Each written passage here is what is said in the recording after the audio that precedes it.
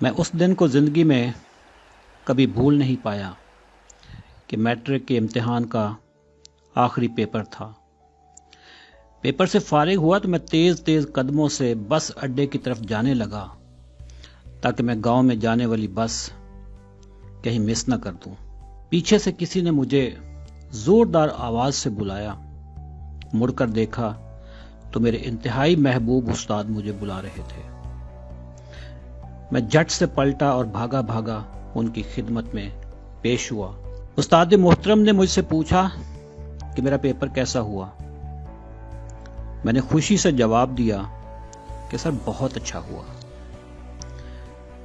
پھر انہوں نے شاباش دیتے ہوئے مجھ سے پوچھا کہ بیٹا فائنل رزلٹ آنے میں 3 مہینے باقی ہیں، ان 3 مہینوں میں تم کیا کرو گے؟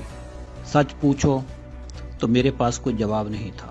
پھر انہوں نے مجھے ایسی نصیحت کی جس نے میری زندگی بدل کے رکھ دی۔ مجھے کہنے لگے کہ بیٹا اگر تم پاکستان میں گورنمنٹ یا پرائیویٹ سیکٹر میں اپنے آپ کو کسی اعلیٰ مقام پہ دیکھنا چاہتے ہو تو انگلش سیکھ لو۔ انگلش زبان کی ماسٹری آپ کے راستے میں آنے والی رکاوٹوں کو دور کر دے گی۔ اپنے استاد محترم کی نصیحت اور دعائیں لے کر میں گاؤں روانہ ہو گیا۔ اگلی صبح میں پہلی بس پکڑتا ہوں اور سیدھا شہر جاتا ہوں۔ میں نے شہر کی ایک ایک دکان سے انگلش اخبار کی ردی اکٹھی کر لی۔ یہ ردی آپریشن میں نے لگ بھگ 3 گھنٹے میں کیا۔ میں نے 30 کلو انگلش اخبار کی ردی کو رسیوں سے مضبوطی سے باندھا اور پھر اگلے 3 مہینے میں تھا، 30 کلو انگلش اخبار کی ردی تھی، ڈکشنری تھی اور پھر میرا جنون تھا۔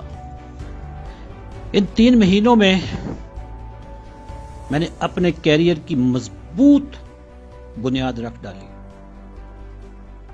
خواب بڑے تھے اور پھر جنون بھی بہت تھا۔ پھر ایک دن گاؤں کا یہ بچہ ٹرین پکڑتا ہے، کراچی پہنچ جاتا ہے، IBA کراچی کے ایڈمیشن ٹیسٹ میں بیٹھتا ہے، پاس ہو جاتا ہے، 2 سالوں میں MBA کرتا ہے۔ MBA کے بعد میں نے اپنے کیریئر کا آغاز ایک ملٹی نیشنل کمپنی سے کیا۔